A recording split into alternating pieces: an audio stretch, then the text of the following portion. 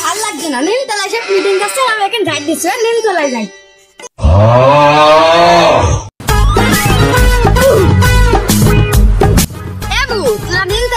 গল্প করছে বাড়ি কাজ হচ্ছে, ভাল লাগছে। আমরা কখন মিটিং করছি, খেয়েছে গেল আর এখন আসছে। ওই পাড়ায় না সুদির টাকা কম নিচ্ছে, সুদির টাকা বেশি নাই, তাই ওই পাড়াতে নেবো ভাবছি। এরা তো প্রত্যেকদিন খাওয়াতে টাকা তোলে, এরা এত টাকা কি করে? ওরা খায় আর পায়খানা লোড করে। টাকা হবে আমার স্বামী কম পড়েছে, আমি 200 টাকা কম পাবো।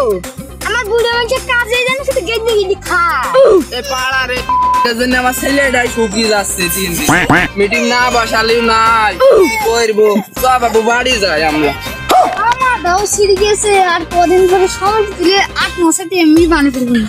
স্বামী তুললে আমাকে কত টাকা ধার দিস, চাল কিনতে হবে। তোরা থাক, আমি বাড়ি গেলাম, বুড়ো মিকে ডাক দেবে নে। হ্যাঁ তোমারই মিঞ্চে আছে, আমার আর নেই।